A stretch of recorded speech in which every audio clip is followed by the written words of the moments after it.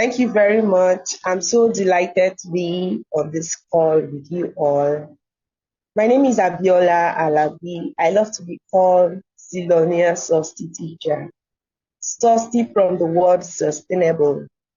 I so much believe in the word of sustainable, and I've been able to inculcate this in my teaching with my students, and I model it too. I don't just inculcate it into my teaching. I model sustainable living, and I'm glad to be on this call. Oh, Hello, ma'am. hi there. I am Khaja Moinuddin. I am a sixth grader. Nice to meet you, ma'am. Same here. Can I ask you a question? Go ahead, please. Please share your innovative activities and projects that you did with your students. A lot of projects I've done with my students. A lot of projects that I've done with my students. And going through, I think I try as much as possible to put out those projects on my social media. The recent one we did was we upcycled, we ventured into secular fashion. For a lot of people, we have a lot of material, a lot of clothing material, textile at home, whether new or old. But most times when we want to go for function or we just want to look good, we don't think of the materials we have at home. What we do is we go to the market to get new materials, and this is not sustainable at all. So my students and I recently ventured into secular fashion. And what secular fashion encouraged is making use of what you have already, turning into a new thing. Like what my student and I did recently, we turned an old jeans with old gele. We designed the old jeans with an old gele to bring new life to the jeans. Oh, what I'm putting on in this picture is the old jeans, and you can see the red design on it. The red design on it is from an old gele that I picked from my mom's wardrobe. And if you look critically at the belt I'm using, the belt I used in this picture was made from bottle rings of different color, your table water, your Coca-Cola, Fanta, the ring on it. So my student removed it, and if you look at the front of the belt, you would see that the hook is an old school bag hook. So this happens to be the latest project my students and I embarked on, and this is part of secular fashion. So I encourage everyone around me, if you can try this too in India, I'll be so glad. It might not necessarily be exactly the way this is, but at least whatever old materials that you have at home that you've neglected already that can still be used, give it a new life. You can use it to make a tote bag. You can use it to cover the front of your jotter just to design it. A lot of things that you can do with old materials that you have at home. I hope that answers your. Hello, ma'am. Hi there. Nice to meet you, ma'am. I am Husnia. I am an eighth grader. Can I ask you a question, ma'am? It's nice to meet you too. Go ahead and ask your question, darling. What challenges do you face in teaching basic science and how do you overcome them? Oh, I so much appreciate this question. There are a lot of challenges. I need to be sincere with you. There are a lot of challenges, but I try as much as possible to turn those challenges to opportunity. I try as much as possible to turn those challenges to opportunity. And one of the challenge is having to relate the topics I teach in basic science to my students' daily life. what I usually tell my students that there is no topic, whether in basic science or in other subjects that they do, that is not relatable. There is no topic that they learn from the subject in school that they cannot relate to their daily life. So one of the challenge that I face as a basic science teacher is trying to relate each of the topics that my students are learning in the classroom to their daily life. I teach in a low income community, and my students are students that that are from a low income community. So what I do most times is, if I don't have an idea of how to relate a particular topic to their daily life, I make use of AI. I go on AI, tell AI my story. I am a basic science teacher from a low income community. I will be teaching my students so topic, and I would love to relate this topic to their daily life. And several times that I get to do that, AI will bring out a lot of things for me, a lot of details of how that I can relate the topic to their daily life. And there are times that I go on YouTube to check out for videos, to check out for songs, to check out for pictures that are relatable to the topic I want to teach. There was a time I taught my student about digestive system. And when I entered the class, it was looking like, what are we talking about? And then, thank God for a song I stumbled on YouTube that talked about the digestive system is how we eat. You can see how that digestive system is relatable to their daily lives.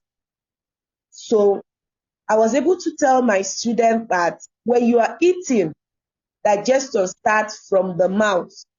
So with that song, they were able to understand what digestive system is all about, and they were able to relate it to their daily activity. It will amaze you how that in their test, they were asked to define digestive system. And I had like 2 or 3 students write for me the YouTube song I played for them on digestive system. And I was wowed. I was wowed at how they were able to write the song for me to explain digestive system. Another challenge that I face as a basic science teacher is having access to materials that can be used for practicals. And what I do most times is I improvise, and there are some discarded materials that can be used to teach some of the topic I teach. I make use of them. Like I said the other time, those challenges, I don't see them as challenge. I see them as opportunity for my students and I to be able to explore the world around us and understand science better. I hope that How are answered. you? I'm doing very well, and you too. I'm fine, ma'am. My name is Nitvika. I am an 8th grader from DBHS School, Elevaram. Here, I would like to ask you a question, ma'am. Can I ask you? Go ahead, please. What are some common misconceptions Nigerian students have about science, and how do you address them? So much. Like I said the other time, a lot of Nigerian students see science as something that is abstract. They see it as it's too difficult. I could say that's one of the major misconceptions. Just like myself too, when I was in secondary school, I I had there's a way I get to see science. Like, I'm afraid when it comes to science, I get afraid. So I could see that in my students too. So what I do as a teacher is seeing that younger version of myself in my students made me sit down and looked at, okay, I used to be afraid of science when I was in school, though I didn't get to overcome it on time. But I, as a teacher, I already made that choice that a lot of things that I didn't enjoy well while I was in school, students around me, I will try as much as possible to ensure that they enjoy it. If not 100%, at least 50 or 60%. So I try as much as possible to let my students understand that science is not abstract. Science is their life. Science is applicable to all that they do. It's not only in textbooks. Fine, they need to make use of textbooks. Most times I encourage my students that they shouldn't limit themselves to the textbook. They should try and go online. You should try and make use of AI for them to learn better. And I bring that too into the classroom most times when I have the opportunity to do so, for them to understand that science is not abstract. Science is applicable to their daily life. Science is applicable to whether they are in school, whether they are in their place of worship, or they are home, they are on the road. They can see science in action. They can see science in motion.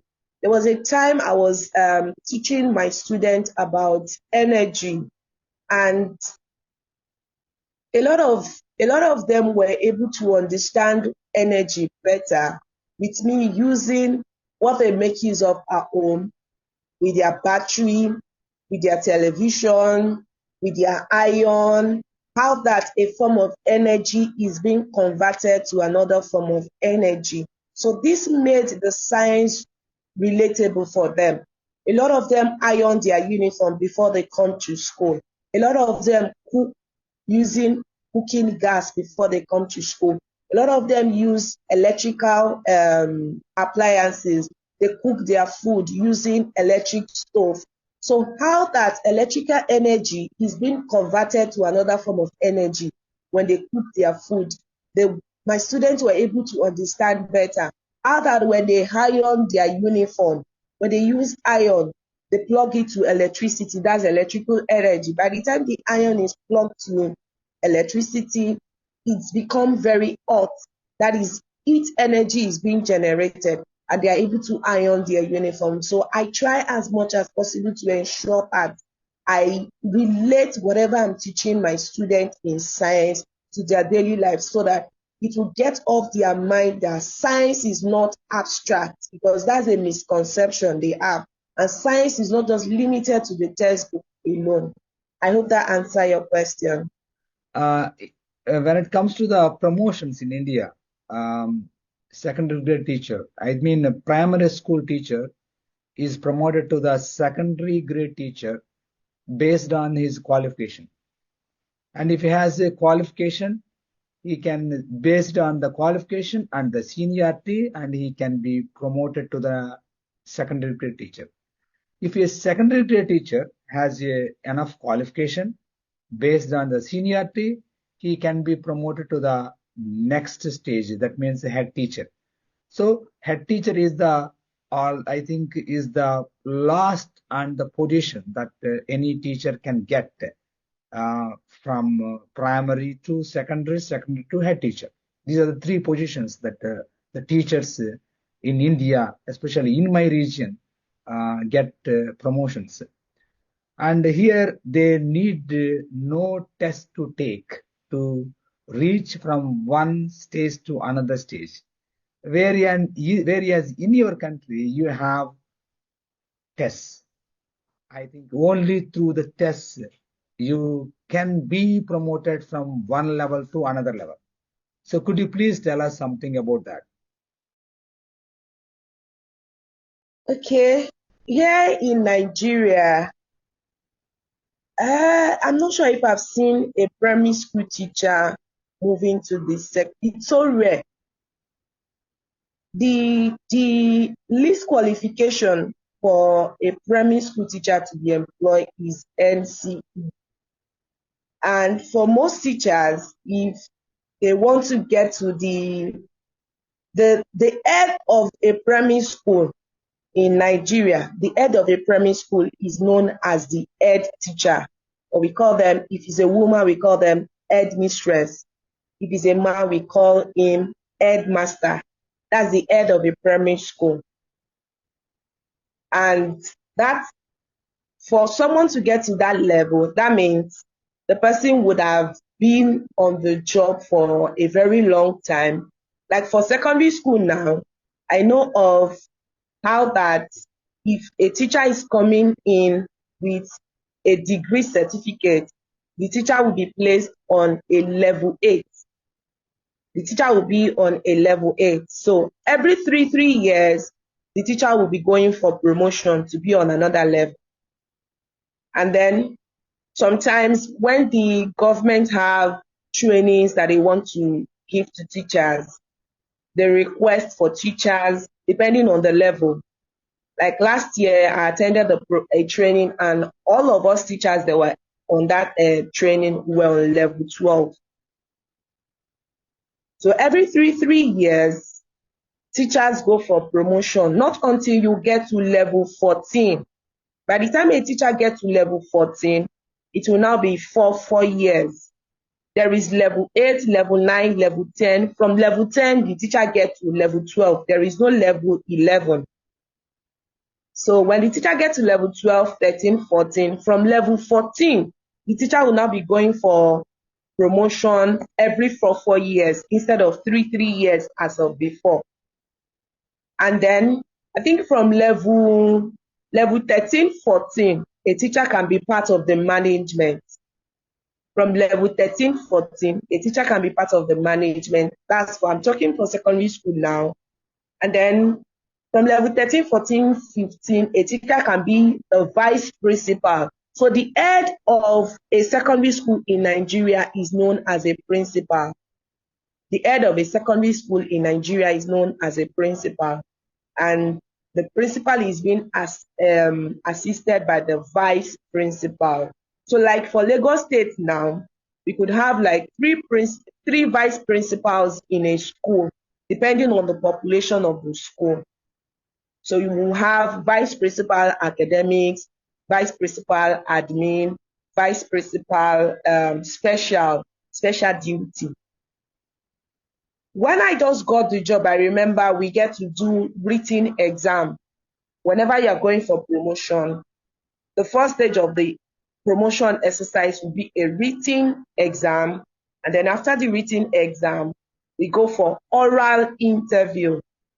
I remember then there were people that didn't do well that had to remain on that level for them to write the exam again the following year. But now, we no longer write exam. I think the levels that write exam are level 16 going to level 17. Level 17 is the highest level. And they are known as directors. So level 16 officer going to level 17, they write exam, they do structural training, and then they do oral interview. So at the oral interview level, depending on the level you have, like for me now, if I'm going for an oral interview, I'll be asked questions based on the subject I teach. And as a class teacher, I'll be asked questions on maybe activities that I do with the children, or the question could be based on painting a scenario. If something happened in your classroom, what do you do as a class teacher? And then I'll be asked questions based on general happenings. It could be in Nigeria, it could be outside Nigeria, it could be current affairs, it could be what is happening in education. So for us here in Nigeria, I've had colleagues that have their masters, their doctors, and they are still in the classroom. That does not affect their promotion. The only thing that gives them an upper edge is if peradventure we are vying for a post. Let's say, for example, now on my level, I'm on level 13 presently.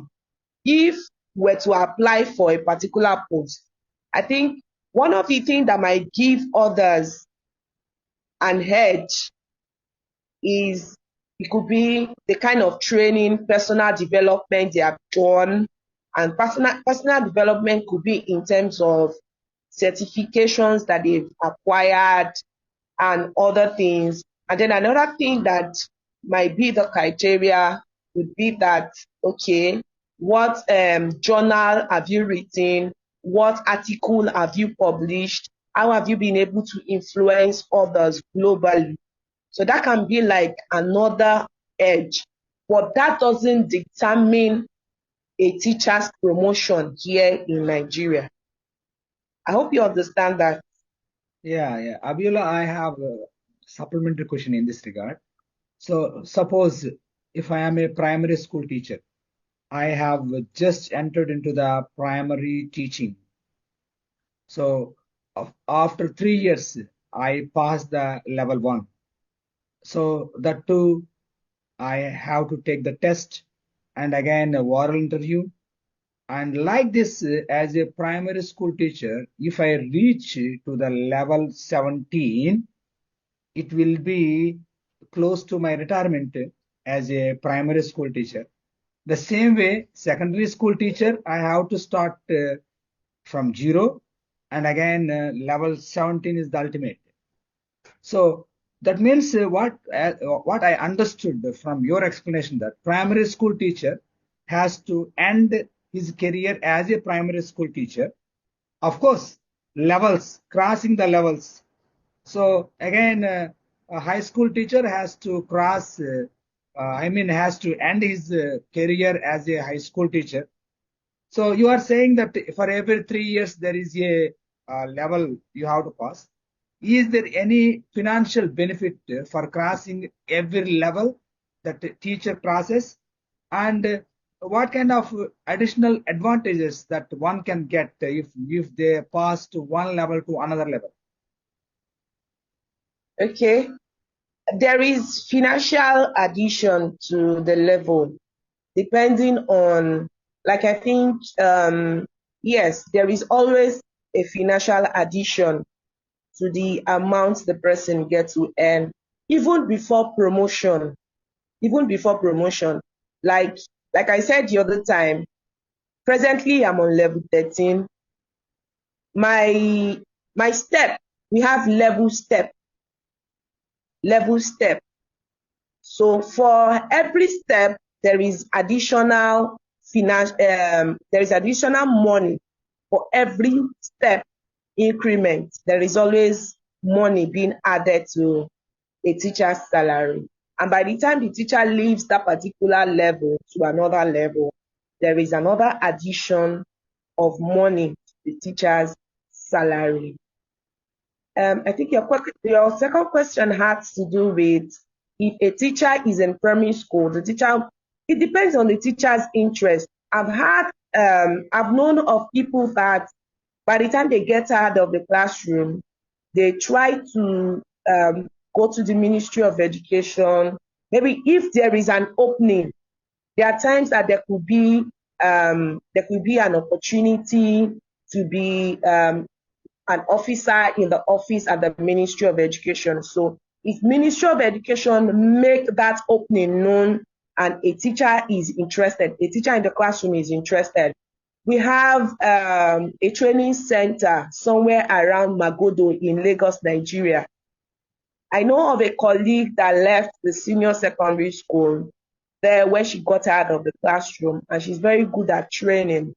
And there was an opening at that center, so she applied, went through the process, and she was chosen. So she left the classroom to be with them over there to be training. And they do training for not only teachers, they train officers at every level, private sector, government sector, they train medical personnel, engineers, and what have you. So it depends on the teacher's interest.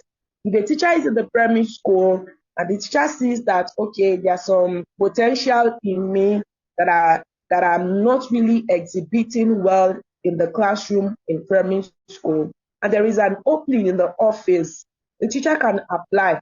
Even if there is an opening in another ministry, I've seen some teachers leaving the Ministry of Education in the classroom to another ministry. It could be Ministry of Health, it could be Ministry of Environment. Like somebody like me now, if there's an opening in the Ministry of Environment that has to do with sustainability that I'm doing, I can apply for it if I'm choosing or leave the classroom to function there as a staff. I hope you get that. So a teacher is not limited to the classroom like that, depending on the teacher's interest. But if the teacher is not interested in going into the office or going into another ministry, if the teacher is in primary school, the teacher will retire. Depending on the teacher's qualification, the teacher could retire as the head teacher, as the head mistress or headmaster. And if a teacher is in the secondary school, the teacher could retire as a vice principal. The teacher could retire as a classroom teacher, depending on the age. That's another thing. Depending on the age the teacher gets the job. Like for the retirement age presently is 60 years. So if a teacher gets the job at age 30, the teacher will be spending 30 years on the job. So depending on how the teacher is being promoted, if the teacher scaled through when it's time for promotion, is not having opportunity to repeat again and again, the teacher will go through, and then after 30 years, retirement. I've seen people that retire after 30 years and they still consult, they have other things they do with the government. So they are employed like a part-time staff with the government. In this session, could you please give a message to my students and a message to the teachers as well? Message to your students and the teacher would be, because this has been a watchword for me, if you cannot beat them, don't join them. Because on this journey called life, whether on the job, at home, or wherever you find yourself, you will see situations, you will see happenings that would not fall in line with your values. So if you cannot beat them, don't join them. Rather, stay on your lane. The normal saying is, if you cannot beat them, join them. If you cannot beat them doing bad things, what's the benefit of joining them? At the end of the day, everything will get bad. So rather than making everything to get bad, if you cannot beat them, don't join them. Focus on your lane, focus on your value, and the world will be a better place. Thank you.